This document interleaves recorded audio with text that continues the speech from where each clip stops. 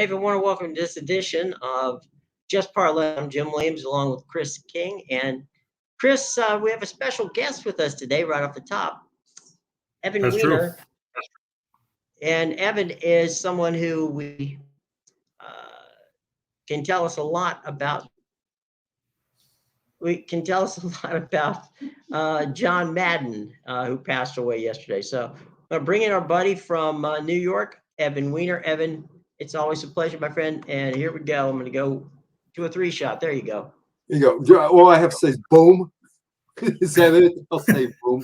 Hi, Chris. Hi, Jim. So what do you want to know about John? I worked with John between 1988, 2003. Outlasted. The only guy who I probably didn't outlast is Jim Otto, because he played forever. And through John, I got to know all those old Raiders, and we used to have stories and all. But I get a call from a guy by the name of Don Sabatini. He says, John's doing this radio show, and it's struggling, and we hear that you're a great interviewer, and that's what John needs. And that's how John and I hooked up through Don Sabatini over at CBS Radio.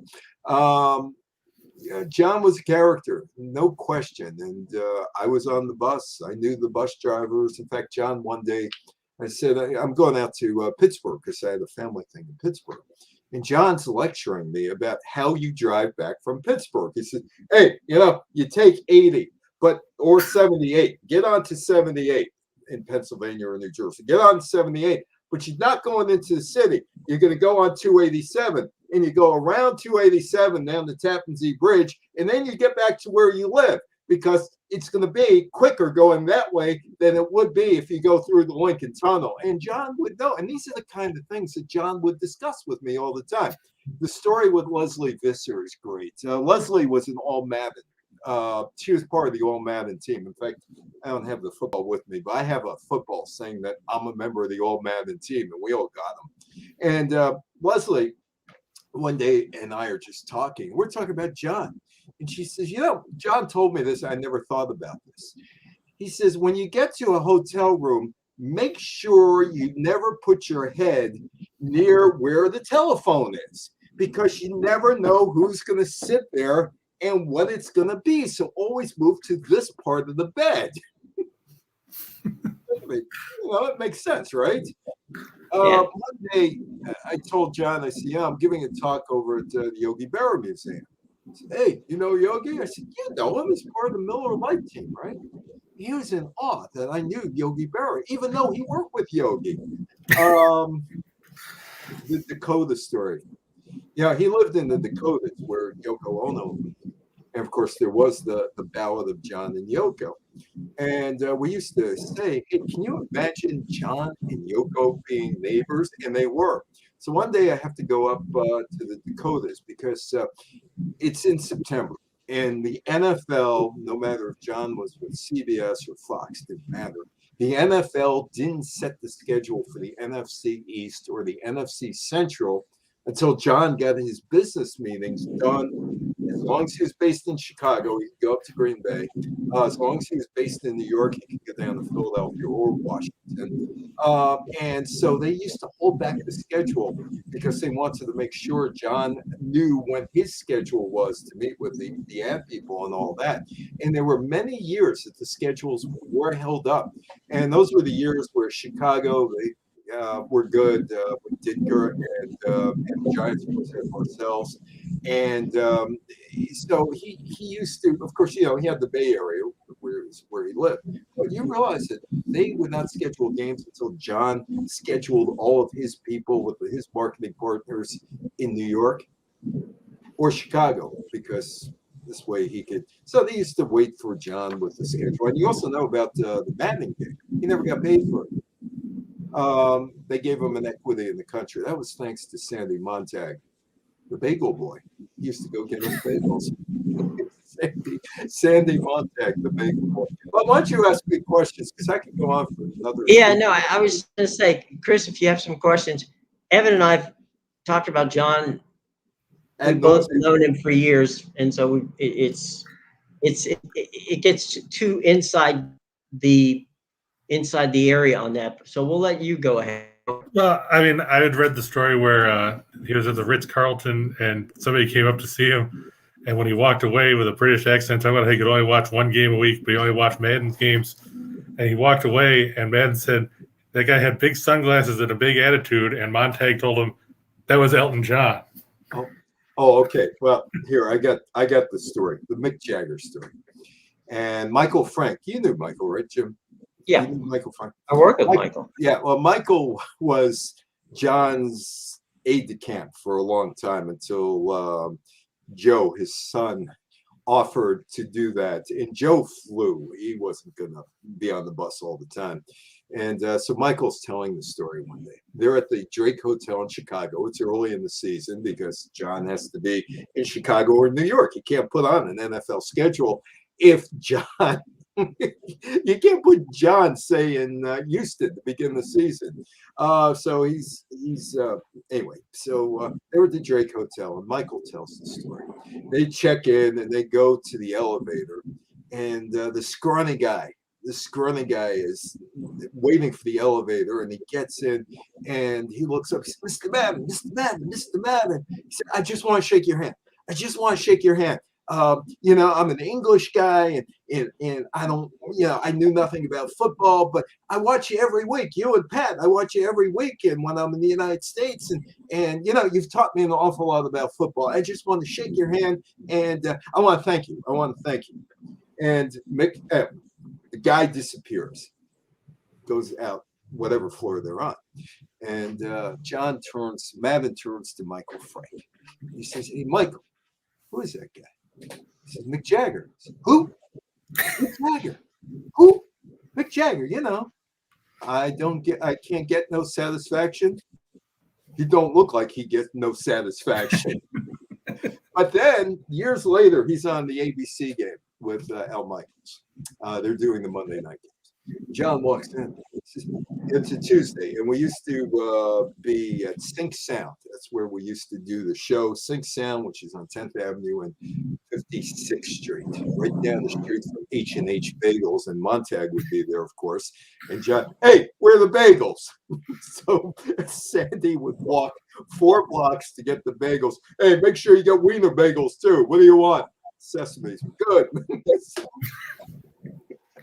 So he's telling me, he says, hey, did you watch the opening of the show? I said, yeah. He said, hey, what do you think of our house band? I said, you mean the guy who don't get no satisfaction? The Stones did the opening of the show. I don't get no satisfaction. Yeah, one day he walks in, he said, hey, Wiener. Because he always called me Wiener. He doesn't know what my first name is. But if he called you by your last name, that was a sign of endearment. If he called you by your first name, So, he said, hey, Wiener. He says, I'm in the rock video. You're in the rock video? Yeah, I'm in the rock video. I said, who? Paul Simon. I started laughing. I said, Paul Simon's not rock and roll. Rolling Stones, that's rock and roll, right? Paul Simon, that's Everly Brothers. It's folk music. Hey, I'm in a rock video. It's me and Julio down by the schoolyard, the one that Mickey Mantle is in, and he plays John, coming out and giving a pep talk to the kids. But I have to admit, he opened a lot of doors for me. I met a lot of people I never would have met without John. Jimmy, were you ever out at his kitchen in Pleasanton? Yeah, out in Pleasanton. Yeah, you want to know about his kitchen, Chris? Sure. I mean, I obviously haven't been to his kitchen. It's like Cliff Clavin. The original story for that was Fieri, who lives out there, and we all know him from Drivers and Dives. He was going to do a cooking show with John on the Cooking Network, and John decided that was at the same time that they were getting heavy duty into the video deal with EA Sports, and I think it was EA who built the kitchen, right? That was EA, yeah. Yep. Yeah, EA built the kitchen. So yeah, this kitchen was massive. I mean, the kitchen was the size of most houses, but it was a massive kitchen. Go ahead, Evan, tell the story. Well, I go out there. John's not around. John's somewhere else, and I'm in the Bay Area because I was out there annually in the Bay Area because I had to hang out under his orders with the Raiders, who had come back. And Flores and Otto and Daryl LaMonica, who at the age of 50 told me he could still throw the ball vertically 80 yards and would love to have played in that era. But anyway, so I take my wife and we drive up to Madden's place. And I said, John's not here, but Joe and Mike. Joe, who's the adopted kid, is far more like John than Mike, his biological kid. And I walk in there and there's a soundstage, right? It's dwarfed by this kitchen. And I looked at Mike. I said, how many people can you cook for? He said, hey, we could cater for 500 people. I said, why is the soundstage so small? He said, hey, it's John. He wanted a kitchen to fit his appetite. It was in that kitchen, by the way, that they came up with the concept of the turducken. Yes. Let's see. Let me give you another. Oh, we're at the Arizona Biltmore. This is 1999 NFL owners meeting, and Rupert Murdoch is there, and Murdoch can't stay. And Murdoch is kind of the MC beginning the show, but he's got to get back to Los Angeles. So they leave John with the microphone. Matt Millen's there too, and I'm hanging out with Matt. Matt's John Jr. He's John's illegitimate son. And so Matt and I are just hanging out together. And I've known Matt since 1984, whatever that was. And so nobody is doing this narration, and there's synchronized swimming going on at the Arizona Biltmore. They have the that's part of the entertainment, the NFL owners meeting entertainment, synchronized swimming. So he said, hey, wait, come over. He says, hey, you know anything about the synchronized swimming? I said, other than that they do this together? No. So he starts this interview because he's got to narrate it, part of his job. The first question he asks the two women, so you swim together and look at each other? And goes downhill from there. And Dave Campo comes over and he's laughing because John is beginning to announce synchronized swimming. Speaking of Dallas, Dave Campo, another story. Fox gets the NHL rights. What was it, 94 they got? Yeah. With the glowing puck and all that great stuff. Yeah, with the glowing puck. So John comes up to me and he says, hey, you played hockey. He said, and because I showed him a picture of me and Gordie Howe together at a charity game that I played. And I knew Boom Boom Jeffrion, his Miller teammate. In fact, Boomer was John's favorite Miller teammate. You know why? Boom. Boom. Didn't have to remember her name. It was just Boom. So anyway, he says, he says, I got to learn about this hockey thing. And I know you've been around hockey players and all that, so you're going to teach me how to, hockey. He said, I've gone to one game. I said, where'd you go? And this is kind of odd because he grew up in Daly City and they had the San Francisco Seals there while he was growing up, the Western Hockey League team. And he lived in Oakland. I mean, and they shared the complex with the Oakland Seals back in the early days. And so he says, he said, I just went to hockey. I said, oh, okay, what'd you see? He said, I was in Dallas. It doesn't matter who they played. It's in Dallas. I said, so what'd you think? He says, I'm watching the guys skate over to the penalty box.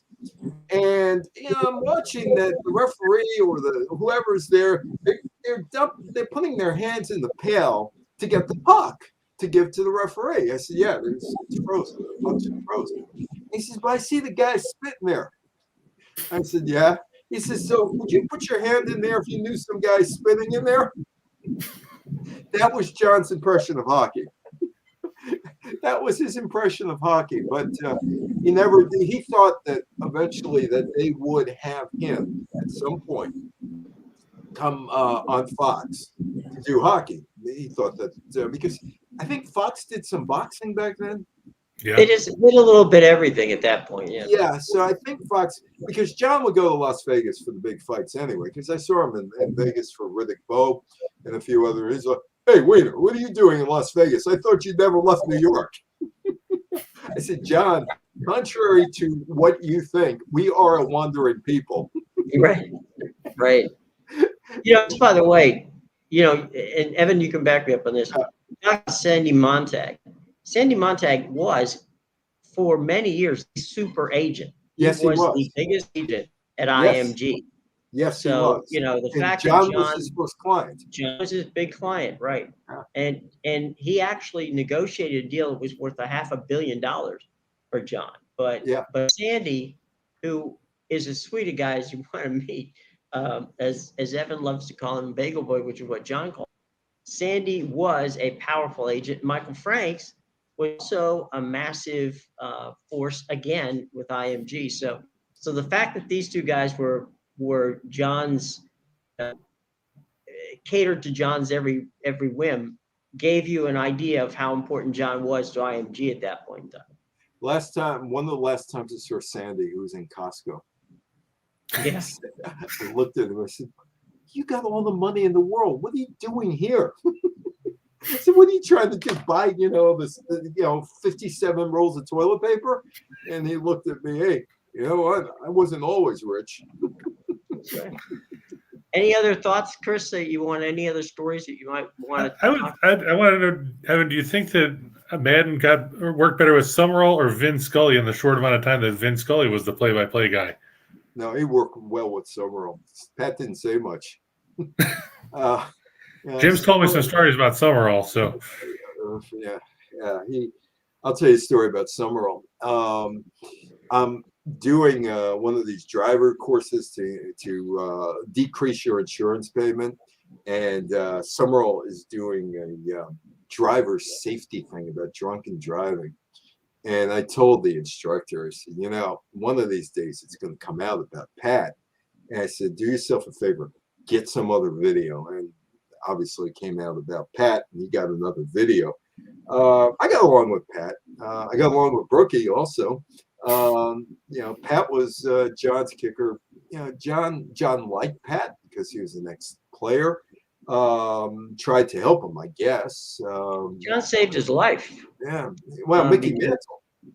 If it wasn't, Evan, you know this. I mean, if John grabbed Pat and said, "This is it," because Pat almost died. He had a ruptured stomach.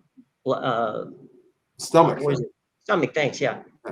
And had to make an emergency landing to save his life. And John at that point said, "Look, you've got to get deal with this." You and had John Mickey.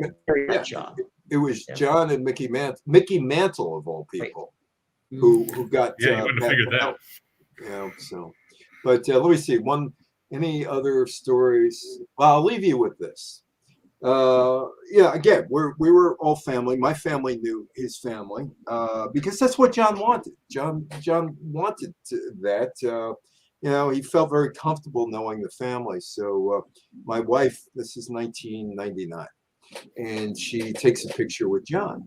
And I didn't see John because he was out on the West Coast, and Gary Bridges, who was our producer, was going out there to do the audio.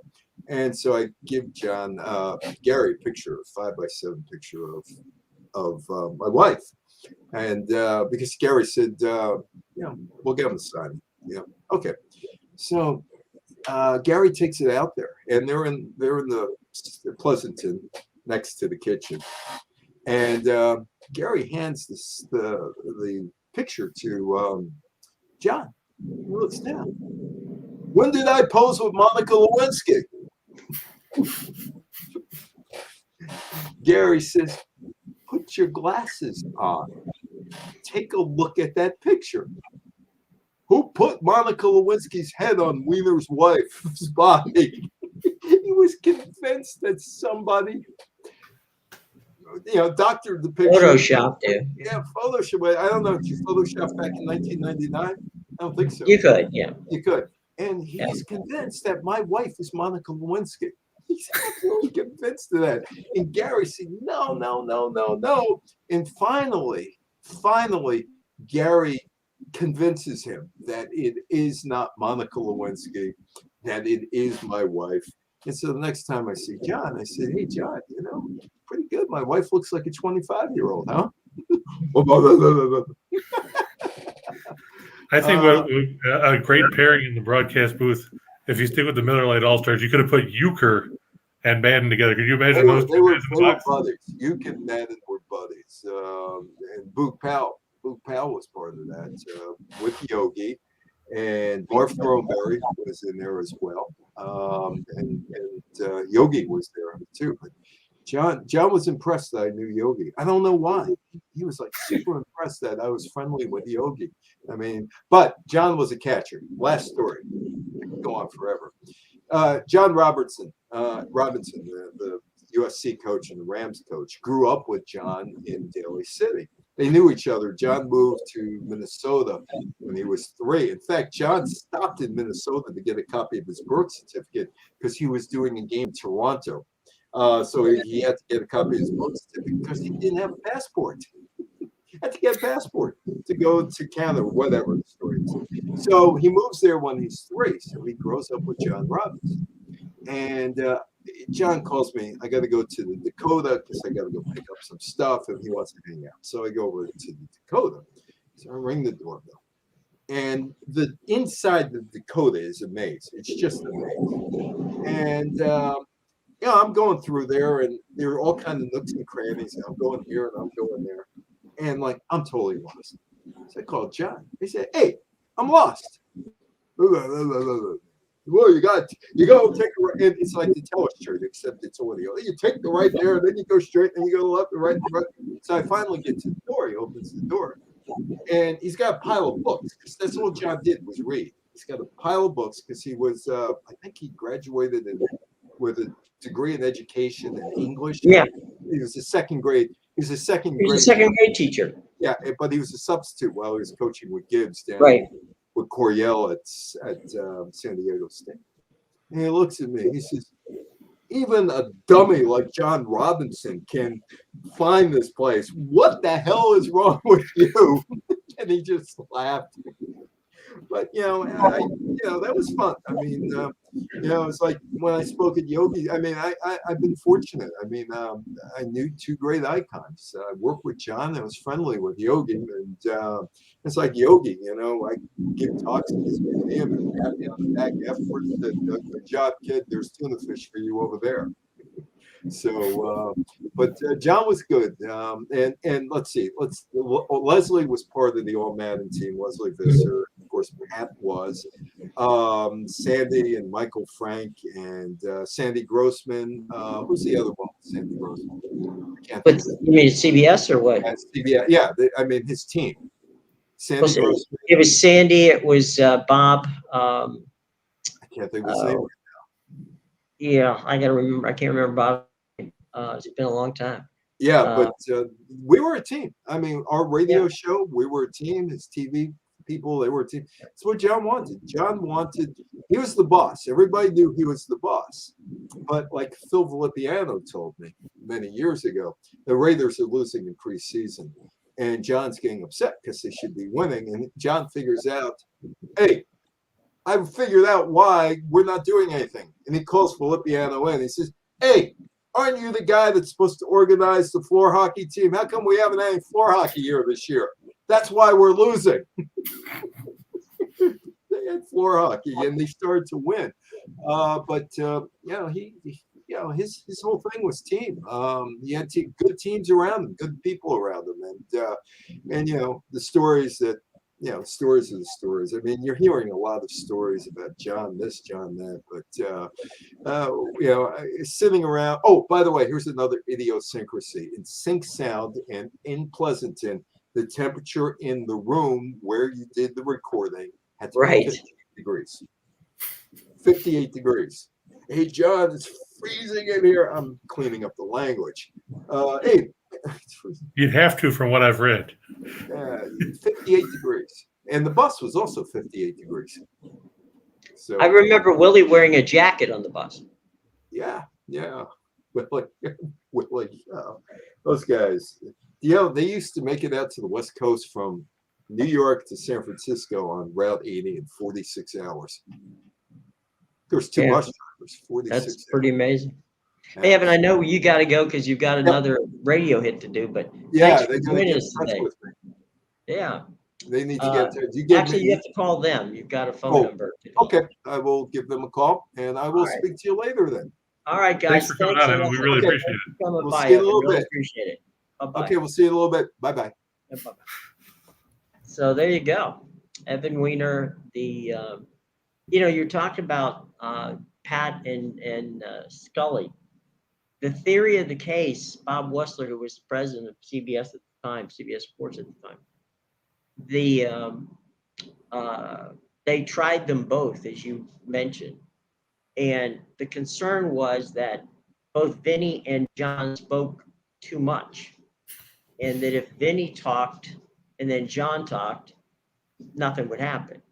So what they liked about Pat was Pat had worked with Ray Scott. And Ray Scott was, less is more. And so it was easy for John to get his stuff in with Pat, who just saw in the play.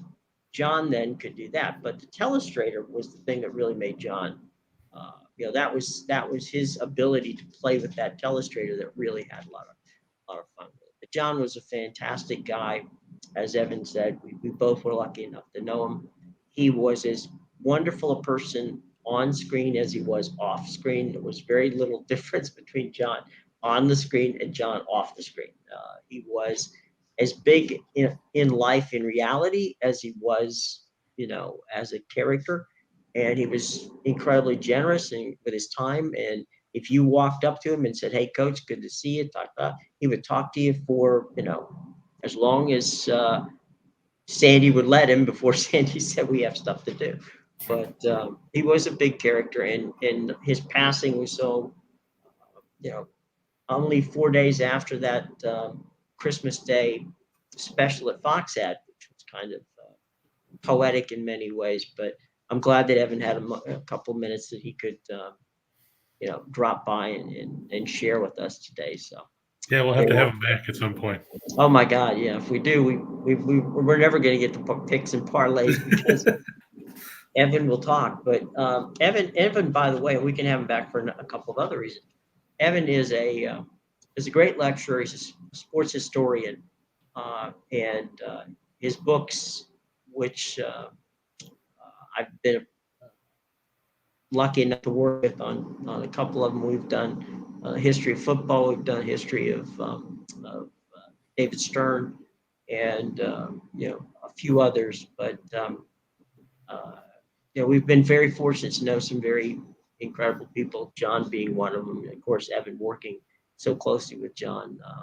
He was a piece of work, but he genuinely was an amazing guy. There's just the old saying, and it becomes cliche after a while, is that there's no one that's ever going to be like him, and that's true. There really will never be another John Madden. And think about it. Some generations knew him as a coach. Some generations knew him as a broadcaster. Other generations know him only as Madden 22, the video game.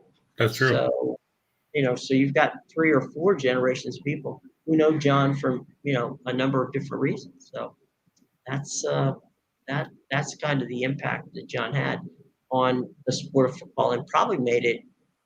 He probably helped make it, I should say, as popular today as it is. So he will be missed, no question about it. John was a one-of-a-kind guy. So thanks to Evan, we will have him back, and all you have to do with Evan is say hello, and he'll go.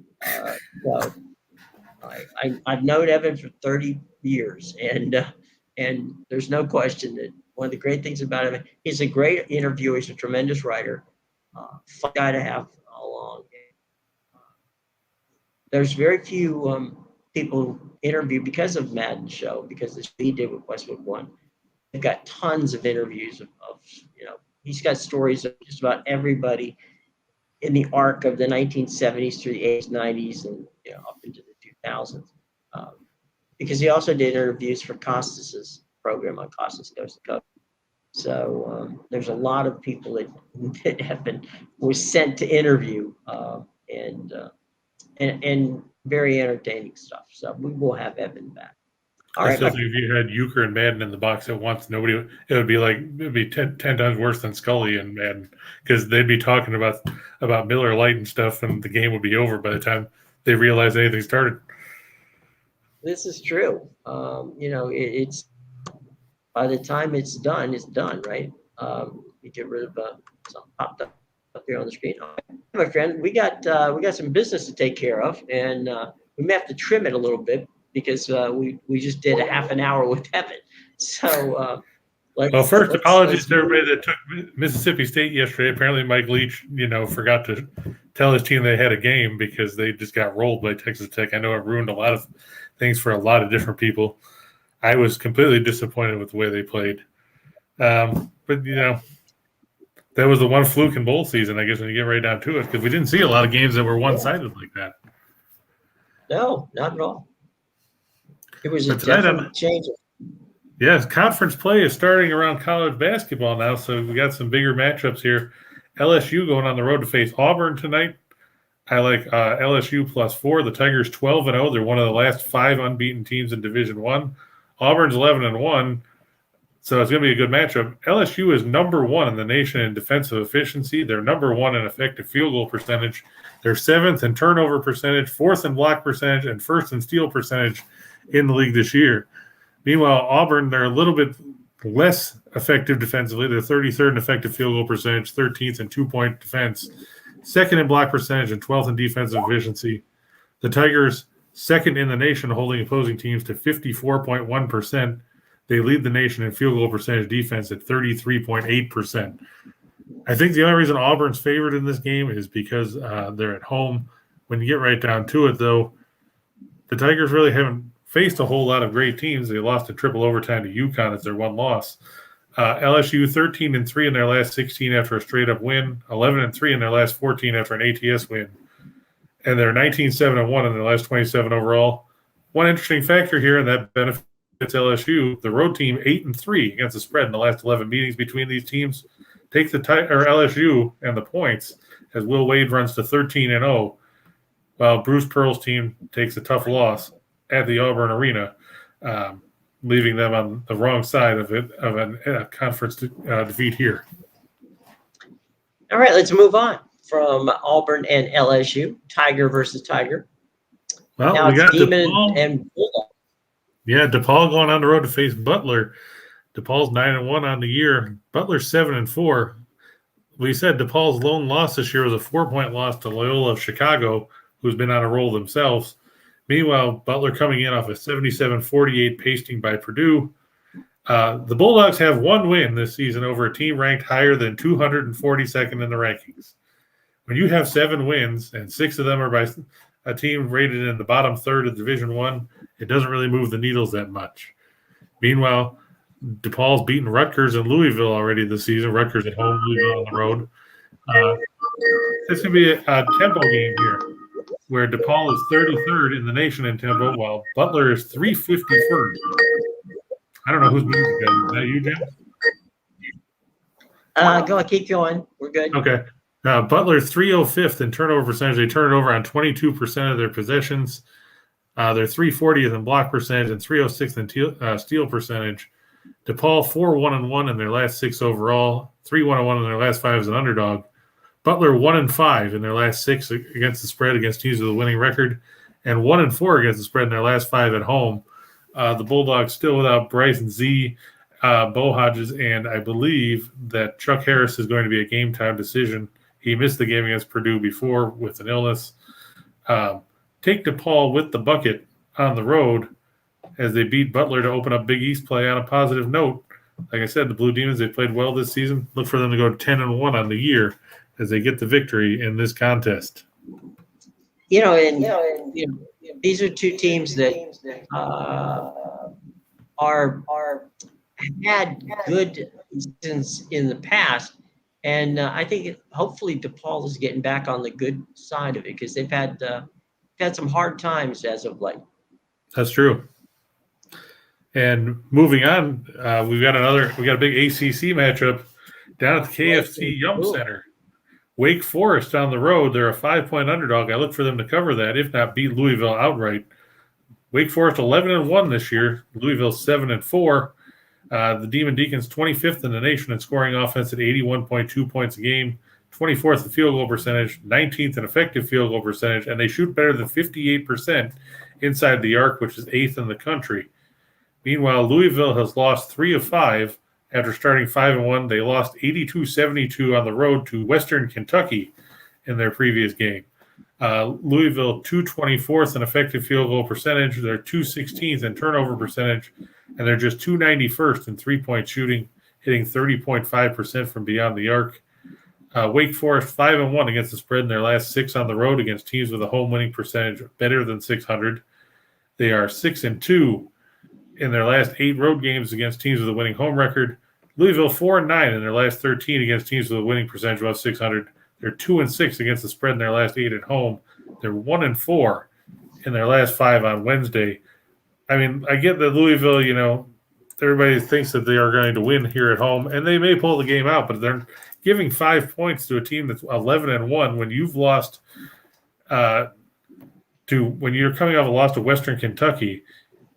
Doesn't really move the needle. You have to remember they also lost at home to Furman earlier this season. They were drubbed by Michigan State, and they lost to DePaul at home.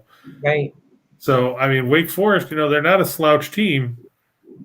I think the addition of Alondes Williams to that mix after he transferred from Oklahoma, they've beaten some decent teams. They beat Oregon State. They beat Northwestern. They beat Virginia Tech. They're coming off a win over Charlotte. Their only loss was a 14-point loss on a neutral floor to LSU, who we just talked about is unbeaten on the year. You can't really fault what Steve Forbes has done down there in Winston-Salem. I look for them to come up with a win here on the road and keep Chris Mack's team, stumbling. Yeah, I'll tell you what.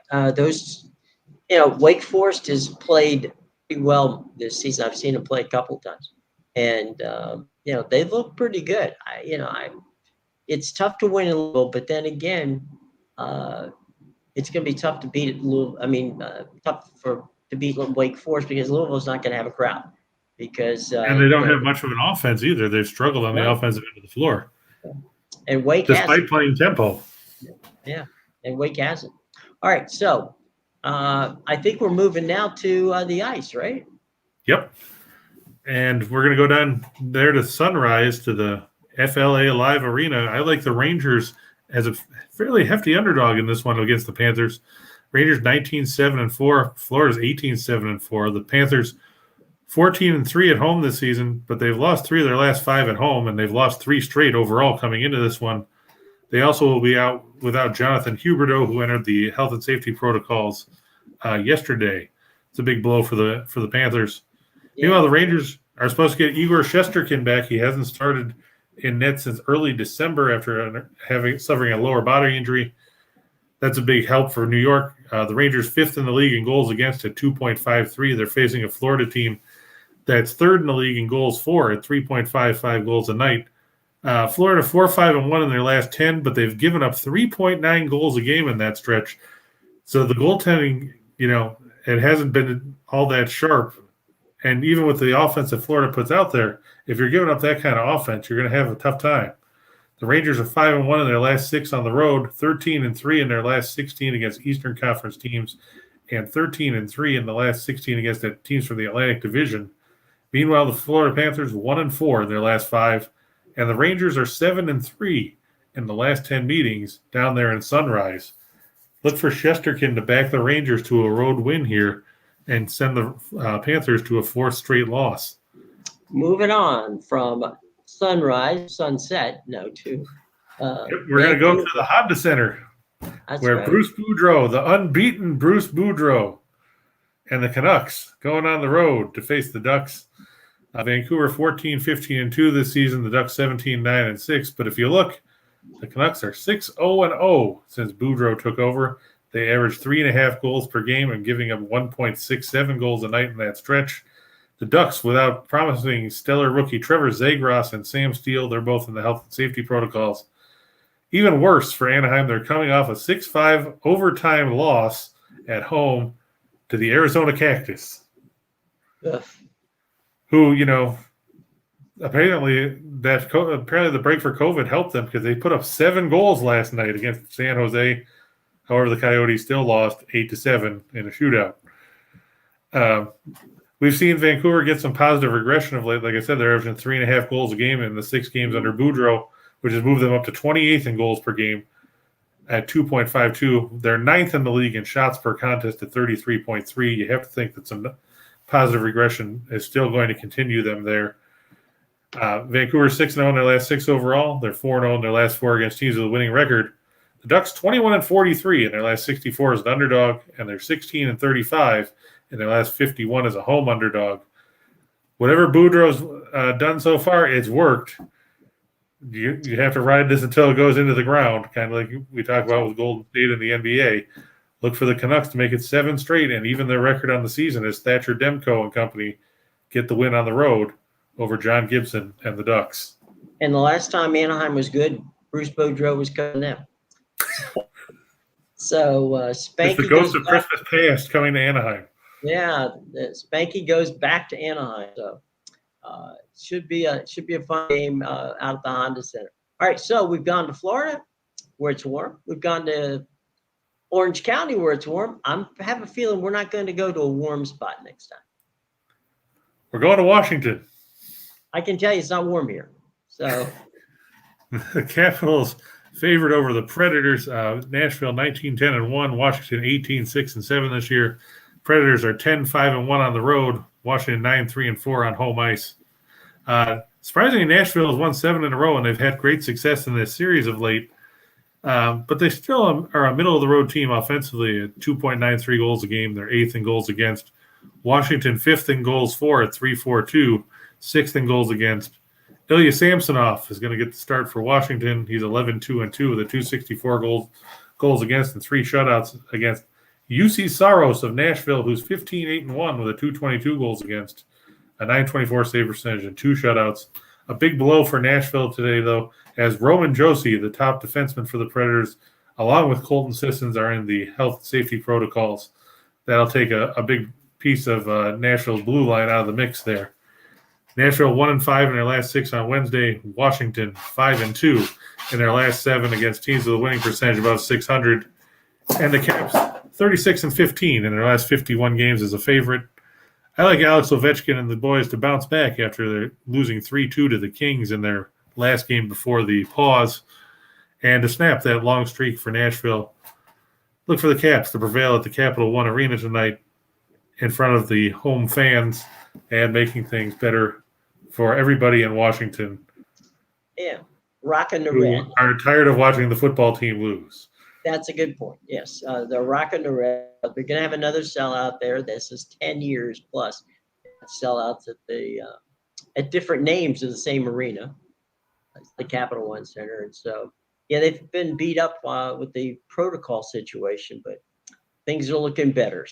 All right, so we now I think we're heading to the association, right? Or are we finished? Yes, sir. There they go. And we got the Bulls and the Hawks. We talked about this Monday. These two teams playing the second game of a home-and-home set. The Bulls 21-10, Hawks 15-18. They met on Monday. Like I said, the Bulls took a 130-118 road victory Monday night. The Hawks are without Bogdan Bogdanovic, John Collins, Sharif Cooper, Gorgie Deng, Malik Ellison, Danilo Gallinari, Kevin Herter, Wes Iwundu, Jalen Johnson, Timothy Luwawu-Cabaret, Onyeka Okongwu, Lou Williams, and DeLon Wright are all in the health and safety protocols. Solomon Hill done for the year with a torn hamstring. DeAndre Hunter still out with a wrist injury. Also not playing Lou Hudson, Kevin Willis, Tree Rollins, and Dominique Wilkins. It's gonna be a rough night. It probably would have been easier to tell you who was in the lineup for the Hawks. We could have told you Trae Young, Cam Reddish, and Clint Capella, and then if you're one of the first 7 fans at the State Farm Arena, you might have gotten a chance to suit up for the Hawks tonight, given all the missing pieces. Meanwhile, the Bulls don't have Lonzo Ball, Tony Bradley, Ersan Ilyasova, and Alfonso McKinney due to protocols. Alex Caruso nursing a mid-foot sprain. Patrick Williams out after wrist surgery. Derek Jones Jr. is questionable. Meanwhile, the Bulls, they've won 4 straight, 8 of 10, while the Hawks have lost 4 of their last 5 and 7 of their last 10. The Hawks 1-10 in their last 11 against teams with a winning percentage above .600. They're 0-6 in their last 6 on. Oh, that shouldn't be on the road. That should be at home against teams with a road winning percentage greater than .600. And the Bulls 6-1 in their last 7 after a straight-up win. Like I said, we just saw these teams play the other day, and when Bogdanovich was in uniform for the Hawks, and the Bulls won by 12, playing the second game of a back-to-back, no less. Look for the Bulls to cover the line and pick up the win at the United Center.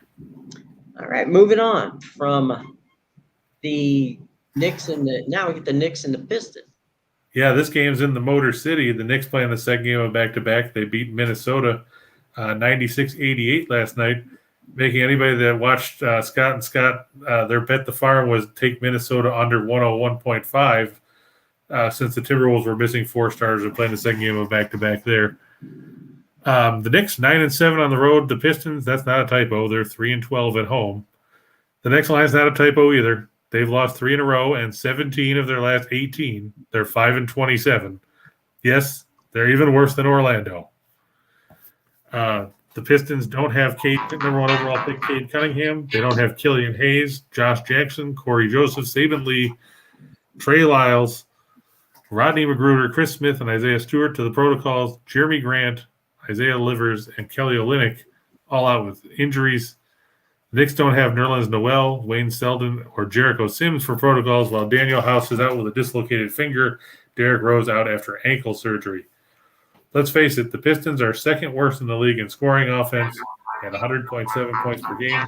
They are worst in field goal percentage. They're second worst in three-point shooting. The Knicks 5-1 in their last 6 as a favorite. They're 4-1 against the spread in their last 5 as a road favorite. And they've surprisingly gone 9-3 in their last 12 in the second game of a back-to-back situation. You have to think that the Pistons, as badly as they've played, can't even catch a break when they're facing a team that's playing the second game of a back-to-back. Detroit 1-6 in their last 7 at home against teams with a winning road record, and 1-4-1 in their last 6, playing on 2 days rest.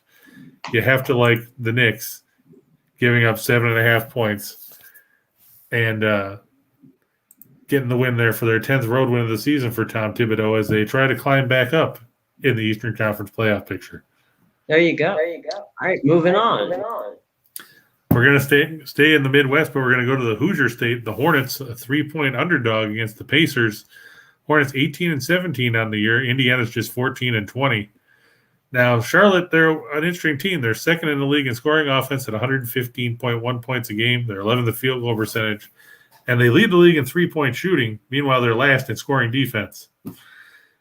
Indiana is in the middle of the road, both ends of the floor. They're 16th in scoring offense. They're 15th in scoring defense. Miles Bridges, Scotty Lewis, and P.J. Washington are out for Charlotte. T.J. McConnell and T.J. Warren both out for Indiana. Malcolm Brogdon, he's missed the last 2 games. He's questionable with an Achilles. Charlotte has won 4 of the last 5 matchups between these teams. They took both meetings earlier this season, both those wins coming in Charlotte. The Hornets 6-1 in their last 7 when their opponent gives up at least 100 points. They're 4-1 in their last 5 on the road against teams with a home winning percentage greater than 600. And they're 9-3 against the spread in their last 12 overall. Meanwhile, Indiana 2-8-1 in their last 11 playing on 2 days of rest. And they're 1-4-1 against the spread in their last 6, playing a straight-up loss. Remember, they fell to the Bulls on Sunday. As I get Indiana's at home, but they haven't looked all that great of late. Charlotte's played some decent basketball, even without some of their pieces. They've finally gotten LaMelo Ball and those guys back recently. Look for the Hornets with the points to get the win here in Indiana. All right, moving on from the hardwood. Do we go to college football? College bowls. The bowl game. Yeah. And look at that. We've got the all-exciting Cheez-It Bowl. That's right. You're not going to get French fries dumped on you like the famous Idaho Potato Bowl. They're going to dump Cheez-Its on you. There you go. And I personally think it's a waste of Cheez-Its. Right. But let's face it, Clemson, they're a 2-point favorite over Iowa State. The Tigers 9-3 this year. The Cyclones 7-5. Clemson's won 5 in a row coming into this one. Big loss for Iowa State. Breece Hall, who led the Big 12 in rushing with 1,472 yards plus 302 receiving yards and 23 touchdowns, won't play today. He opted out so he could prepare for the NFL draft. That's a big blow for Iowa State because they didn't have anybody outside of quarterback Brock Purdy who ran for more than 150 yards this season with Hall gone. These two teams both were basically tied for ninth in total defense. They go 310.3 yards a game. Clemson second in the nation in scoring defense at 15 points a game, behind only Georgia. Iowa State 23rd, giving up 20.6 points a game. Clemson 14-2 against the spread in their last 16 in December. They're 4-1 in their last 5 overall.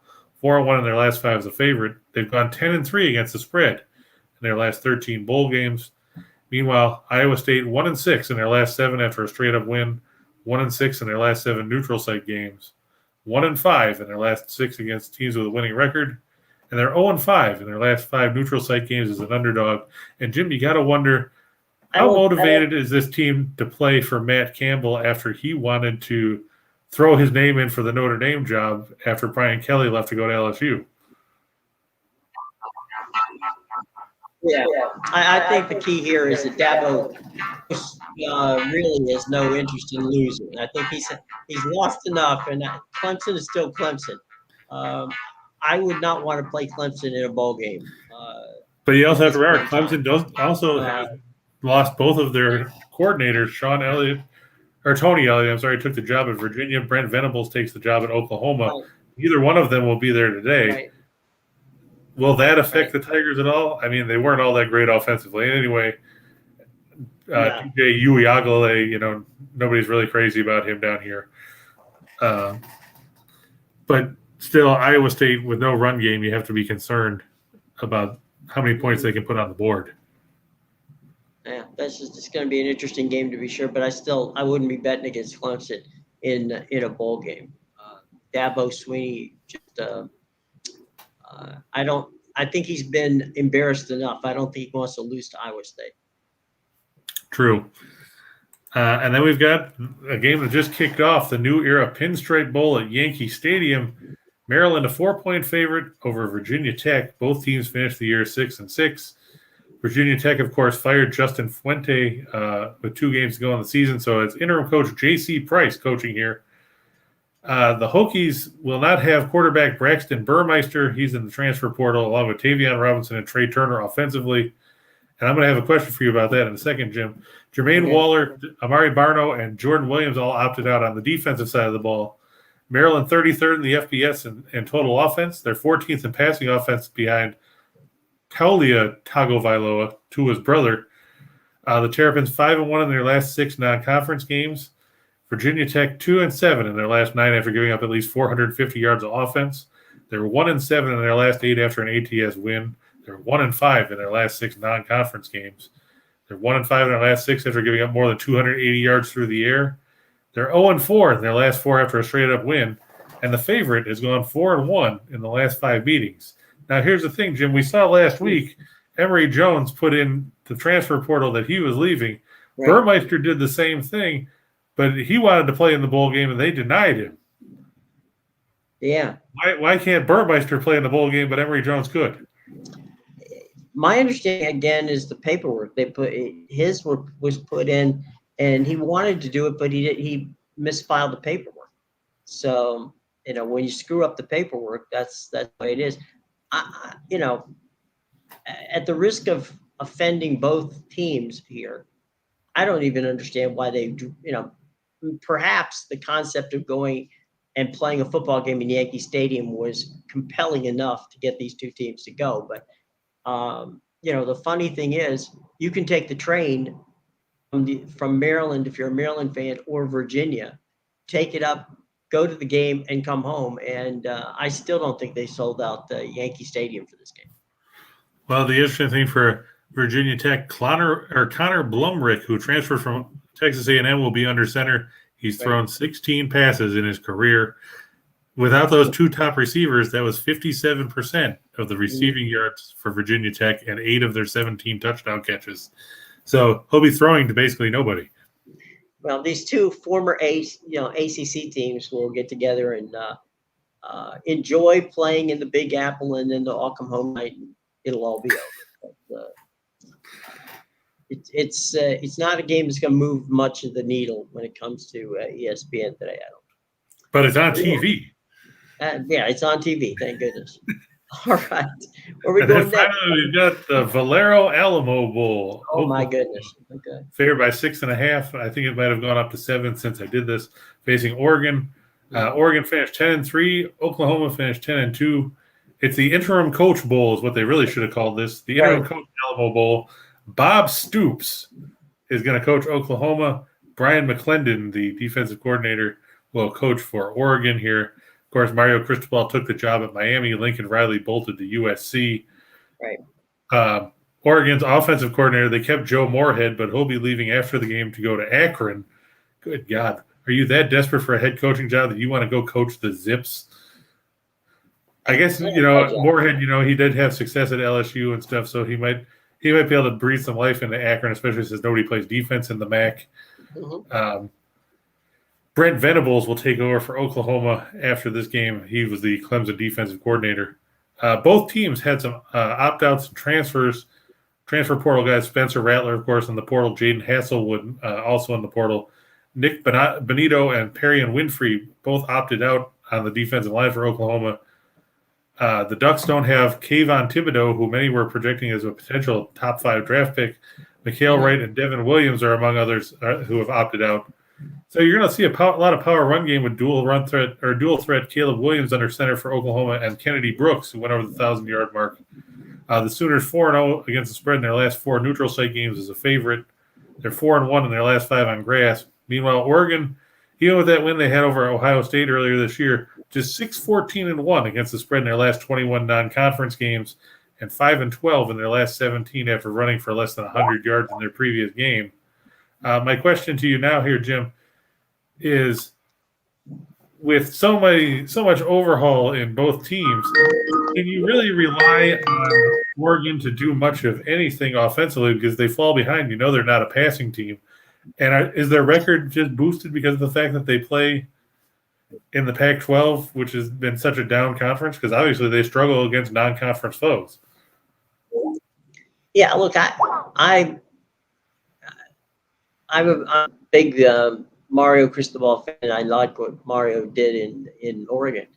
I just think that in this game specifically against Oklahoma, I think they're going to have a lot of trouble. Bobby Stoops has stayed around the program. He knows the kids. They know him. He knows how to prepare a team for a bowl. I think that helps them. And, again, the other part of the equation is they're playing down in San Antonio, which for Oklahoma is they've got a lot of kids that they've brought to their school from that area of Texas. So, I feel bad for the kids because they've got, as you said, this is the interim coach bowl. But, if you have to look at one situation, I think Oklahoma's got more pieces left than Oregon does. And I think that, it's kind of like, if you think about it, it's like, I guess the best concept would have been if Bear Bryant could have come back and coached one game for Alabama, how would those kids have been? And I think that's the situation for Stoops is, you get a legend who's coming back to coaching for one game and one game only, and that's to do it in this bowl. And so I think the psych factor of what Bobby means to Oklahoma over what on at Oregon, I just think that really does help.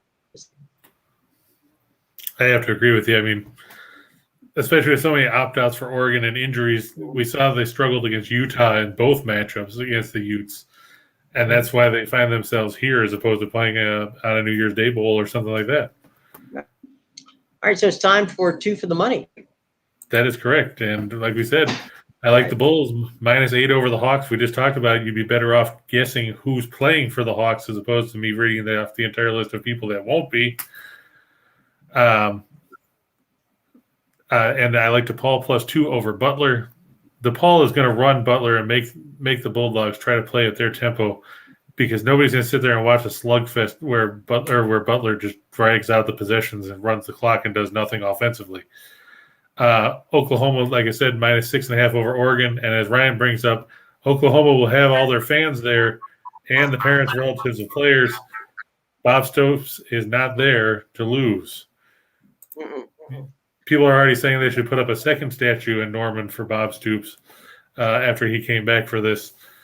And like I said, I have to agree. Oklahoma shouldn't have too much problem after we saw what Utah did to Oregon twice in the last month of the season. Right. Then the Knicks minus 7.5 over the Pistons. I know the Knicks are playing the second game of back-to-back, but let's face it, the Pistons are 5-27 and are minus a good. They're basically the northern version of the Hawks when you look at how many people are missing. You have to like the Knicks. Even playing the second game of back-to-back, all of a sudden they've won a couple of games in a row. They've played good defense. They limited the Hawks to 87. They limited Minnesota to 88. Detroit's 29th in the league in scoring. They could end up scoring somewhere in the 70s, knowing the way the Pistons shoot the ball. Look for the Knicks to cover there. All right, moving on to 4 for the show. Right, and we talked about these earlier. The Rangers plus 155 over the Panthers. I think the return of Shesterkin is a big boost for New York. Florida has to figure out how to keep the puck out of their own net. I know some of that was Spencer Knight's fault before they dumped him back down in the AHL. But the fact remains that you have to play better in your own zone regardless of who's in net. You can't expect a goaltender to bail you out all the time. I like the Capitals over Nashville at home. I expect Alex Ovechkin to get his team motivated and get back in the win column there. Like we said, Wake Forest plus 5 over Louisville. Remember, we talked about this a couple weeks ago. Louisville was a favorite at home against DePaul. We told you that you can't trust Louisville. And what did you know then? The Blue Demons beat them outright. Louisville's coming off a 10-point loss at Western Kentucky. Don't get me wrong, the Hilltoppers are a good team in Conference USA. But if you're an ACC school, you shouldn't be losing by double figures to a mid-major program if you have any hopes of having success as the season wears on. Then, like I said, in the bowl game, Virginia Tech has nobody. They have an interim coach. They have no receivers. They have a quarterback that's thrown 16 passes in his life at the college level. They're missing 3 key defensive starters. Taulia Tagovailoa has set the Maryland school record for passing yards in a season this year. Look for the Terps to actually get to celebrate as they'll have a winning record at 7-6 as they'll leave the Big Apple in the Pinstripe Bowl with a win over the Hokies. You gotta love it. All right, here we go, folks. This is the big one, the fall. Well, to paraphrase Charlie Jones, you gotta love it unless you're in Blacksburg. But yeah, tonight on the big board, like we said, in the Cheez-It Bowl, Clemson by -2 or Iowa State, the Cyclones, they're going to have to rely a lot on Brock Purdy and Charlie Kolar and company because they're not going to be able to run the ball with any kind of success. And that won't go very far against a Tigers defense that's second in the nation in scoring defense. We said Vancouver over Anaheim. Look for Boudreaux to go 7-0-0 on the season after taking over for the deposed Travis Green. The Kraken, they're finally happy they can get a home hockey game because they had a few games postponed before the Christmas break. Look for them to beat the Flyers, who have had several players enter the protocols of late. The Flyers, they just struggle when it comes to keeping the puck out of their own net, especially on the road. I like Edmonton on the road as they go to St. Louis. Mike Smith is expected to make his return for the Oilers tonight in net. He's played in just 2 games this season before going down with a lower body injury. He's expected to return today. The Blues have been getting by with unsustainable save percentages and shooting percentages. That's going to come to an end here. Look for McDavid and Draisaitl to have a nice night for Edmonton. In this one, I'm surprised. Arkansas, I know they lost a couple games in a row, and they're going to Starkville, but I haven't been overly impressed with Mississippi State this season. Take the Razorbacks plus the 3.5 on the road in that SEC matchup. Like we said, LSU plus 4 over Auburn. It's hard to argue with a team that's 12-0, even when they're facing a team that's 11-1 on the road. LSU, they suffocate teams defensively.